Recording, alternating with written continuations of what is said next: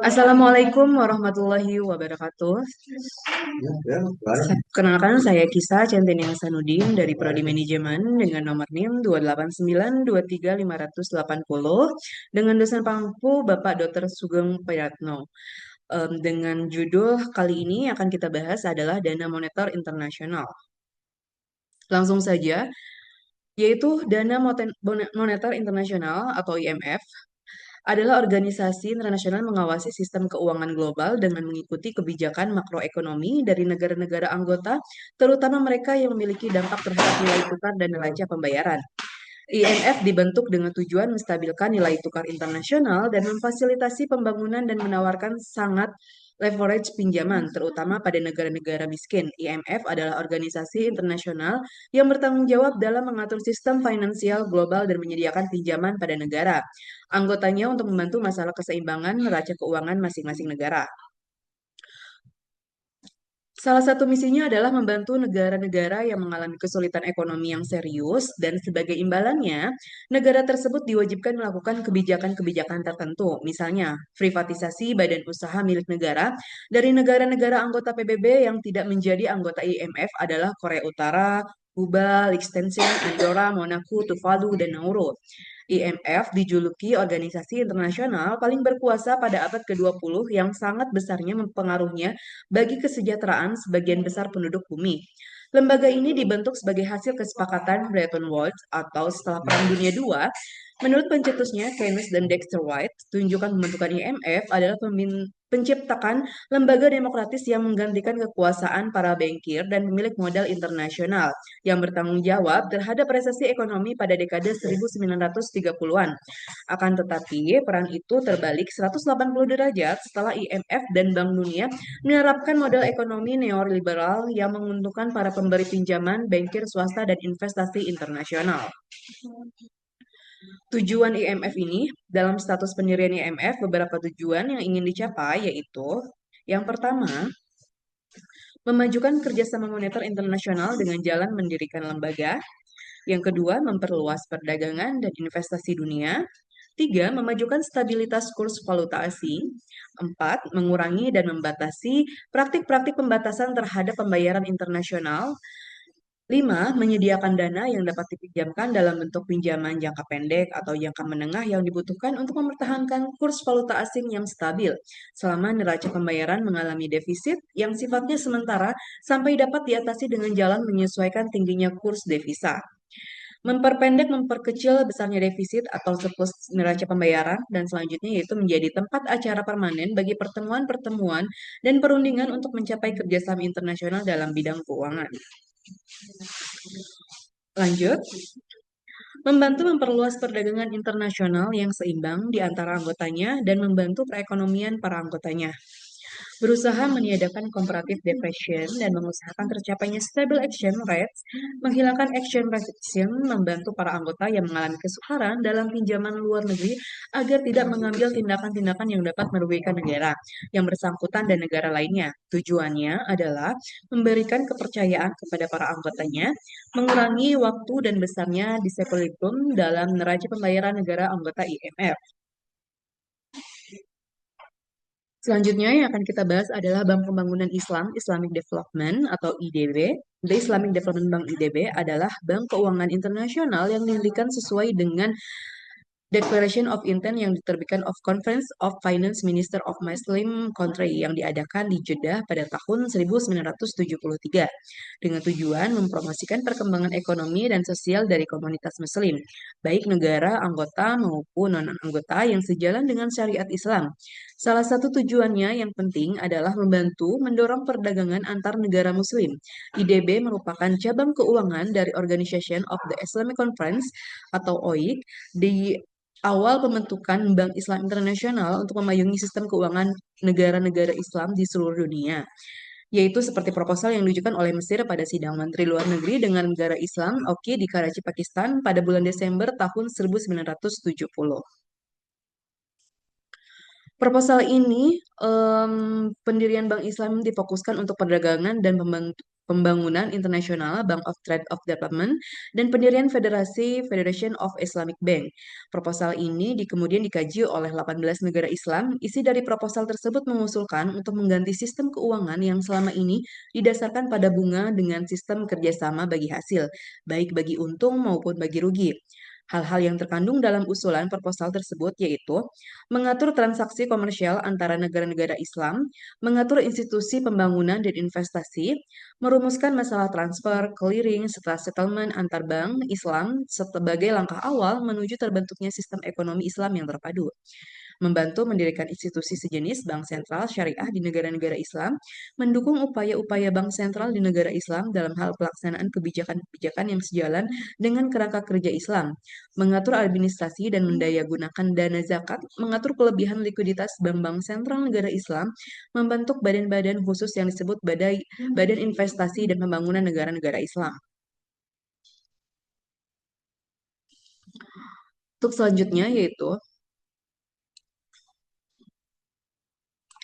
kelanjutan proposal yang diajukan oleh Mesir ini diagendakan kembali pada sidang Menteri Luar Negeri negara-negara Islam (OKI) di Benghazi, Libya pada bulan Maret 1973. Kemudian pada bulan Juli 1973, negara-negara Islam penghasil minyak diwakili oleh komite ahli bertemu di Jeddah dalam rangka membicarakan pendirian Bank Islam Internasional.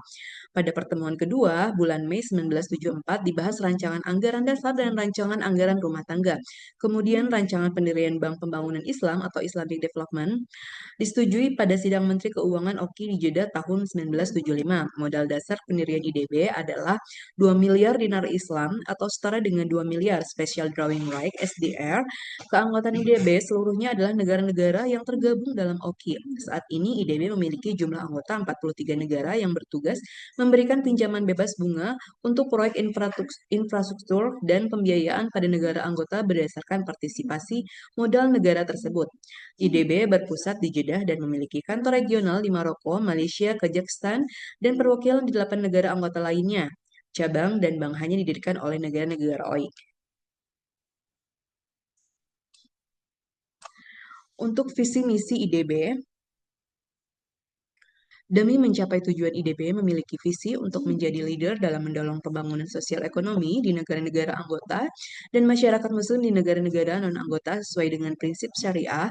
Di samping itu, IDB juga memiliki misi untuk mengurangi kemiskinan, mendukung pembangunan manusia, ilmu pengetahuan, dan teknologi ekonomi Islam, perbankan dan keuangan, dan meningkatkan kerjasama antara negara-negara anggota melalui mitra pembangunan IDB. Tujuan dan fungsi IDB. Tujuan IDB untuk mendorong pembangunan ekonomi dan kemajuan sosial negara-negara anggota dan masyarakat muslim, baik secara perseorangan maupun bersama-sama, sesuai dengan prinsip-prinsip syariah yaitu hukum Islam. Fungsi IDB adalah memberikan pinjaman untuk proyek-proyek produktif dalam pembangunan ekonomi dan sosial, mendirikan dan mengoperasikan dana khusus untuk tujuan tertentu, seperti dana bantuan untuk masyarakat muslim di negara-negara non-anggota IDB dan berwenang untuk menerima dan memobilisasi dana tersebut berdasarkan sumber-sumber daya keuangan syariah yang kompatibel. IDB dituntut untuk membantu dalam mempromosi perdagangan luar negeri, terutama dalam barang-barang modal di antara negara anggota dengan cara memberikan bantuan teknis pada negara-negara anggota dan memperluas fasilitas pelatihan untuk personil yang terlibat dalam kegiatan pembangunan di negara-negara muslim untuk menyesuaikan diri dengan syariah. Keanggotaan dan prinsip operasional IDB. 1. Negara anggota. Saat ini keanggotaan IDB terdiri atas 56 negara. Syarat dan kondisi dasar untuk keanggotaan adalah negara calon anggota harus menjadi anggota Organisasi Konferensi Islam (OKI), membayar kontribusi pada modal bank dan bersedia menerima syarat-syarat dan kondisi sebagaimana dapat diputuskan oleh Dewan Gubernur IDB. Kedua, prinsip operasional. Beberapa prinsip dalam operasional IDB yaitu menjadi khalifah, pelopor, pembangunan berdasarkan landasan Islam, proaktif, selalu menjaga hubungan dan berusaha meningkatkan kerjasama, menjadikan kebutuhan dan aspirasi masyarakat sebagai target sebelum menyusunnya menjadi program, berkonsultan dengan intens kepada setiap stakeholder dalam setiap penyusunan yang diajukan. Untuk tujuan dan fungsi IDB, yaitu fokus kerjasama, seperti pembangunan manusia, pembangunan pertanian dan ketahanan pangan, pembangunan infrastruktur, kerjasama perdagangan antar negara anggota, pembangunan sektor swasta, kajian dan pengembangan di bidang ekonomi, perbankan, dan keuangan Islam. Lanjut, untuk area operasi IDB, lebih dari sekitar 600 juta orang hidup di negara-negara IDB. Pendapatan per kapitanya dari 50 negara tersebut adalah 1,83 US dollar. Semua anggota bank negara-negara berkembang dan 23 dari anggota-anggotanya adalah negara berkembang. Bantuan keuangan dan teknik mencapai komunitas muslim di luar negara anggota yang berjumlah sekitar 60 negara. IDB mengabulkan pinjaman bebas bunga jangka panjang 10-15 tahun untuk membantu membiayai proyek utama di area infrastruktur, kesehatan, pendidikan, transportasi, dan agrikultur, termasuk pembiayaan perdagangan, promosi sektor swasta, kerjasama teknis, program dukungan, perset pemuda, dan dana unit investasi. Mereka menargetkan pengembangan pendanaan jalan raya dan pembuatan rel kereta api. Mereka menyediakan modal dan penasehat teknis pada negara-negara yang tertarik dalam membangun Bank Islam. Mereka menyetujui untuk membiayai Bank Islam untuk meminjamkan uang kepada pengusaha ataupun swasta untuk pendirian perusahaan berdasarkan syariah Islam kecil. Dan kemudian untuk pembiayaan antar perdagangan antar negara Islam oleh IDB, pembiayaan antar perdagangan antara negara Islam atau IDB. IDB membantu dalam mempromosikan perdagangan asing, terutama dalam barang modal di antara negara anggota. Pembiayaan Islam IDB yang lebih murah tersedia bagi pembiayaan perdagangan antara anggota IOH. IDB menyetujui pembayaran perdagangan impor dan ekspor, juga menyetujui pembiayaan operasi ekspor dari produk minyak dari negara Arab di bawah program BADEA. Anggota OIC bertemu di sebuah forum yang disponsori oleh IDB yang diadakan pada bulan April 2023 di Casablanca untuk mendiskusikan hubungan perdagangan antar negara-negara Muslim. Uni Emirat Arab ketika mengajukan kepada IDB untuk membentuk Islamic Institute of Trading Financing untuk mendorong perdagangan Islam dan memperkuat kemampuan negara Islam untuk mengekspor produk mereka ke dunia industri. Organisasi yang berkaitan dengan IDB, yang pertama adalah Islamic Corporation for the Assurance of Investment dan Export Credit (ICAC) yang dilakukan pada tahun 1994 merupakan anak perusahaan IDB yang bertujuan memperbesar cakupan transaksi perdagangan dan alur investasi antar negara-negara anggota OIC dan menyediakan asuransi kredit ekspor untuk menutup piutang ekspor yang tidak dibayar yang merupakan hasil dari resiko komersial pembeli dan non-komersial negara. Kemudian ada modal Islamic Corporation for Development for the Private Sector, yaitu ICD adalah institusi keuangan internasional multilateral yang didirikan oleh IDB pada tahun 1999. IDB menggunakan mode pembiayaan Islam dalam operasi termasuk penjualan kredit, penyewaan, dan partisipasi modal. ICD bertujuan meraih kesempatan bagi sektor swasta yang dapat berfungsi sebagai mesin bagi pertumbuhan, menyediakan serangkaian produk keuangan yang produktif sebagai mesin bagi pertumbuhan, menyediakan serangkaian produk keuangan yang produktif bagi sektor swasta di negara-negara IDB. Kegiatan IDB di beberapa negara, yaitu IDB menyetujui untuk pembiayaan penjualan secara bertahap untuk proyek pemasangan listrik.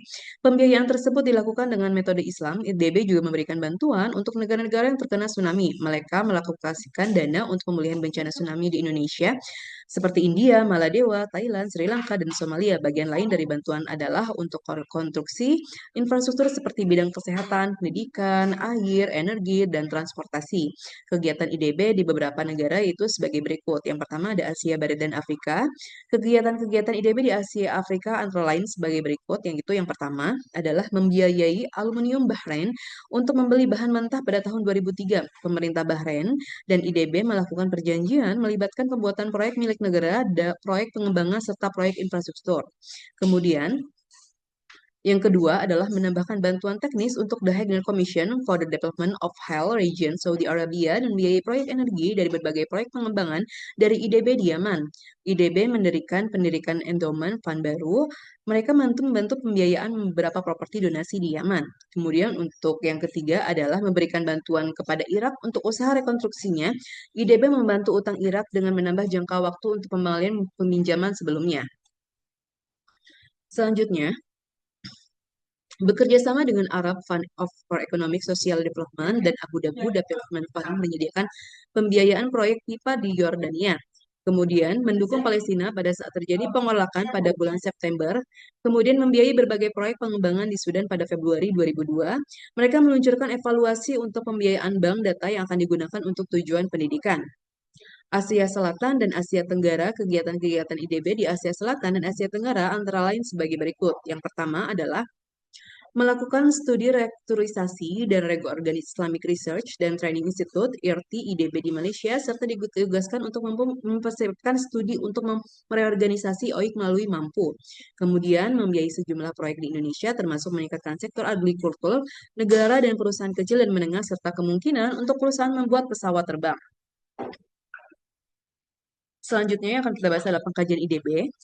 IDB adalah institusi pembiayaan perdagangan dan proyek terbesar di dunia Islam yang telah berkontribusi besar dalam mengembangkan kinerja ekonomi dan membantu meningkatkan kesadaran dalam pendidikan di negara-negara anggotanya. IDB mempersiapkan negara-negara anggota OIC untuk anggotaan World Trade Organization (WTO).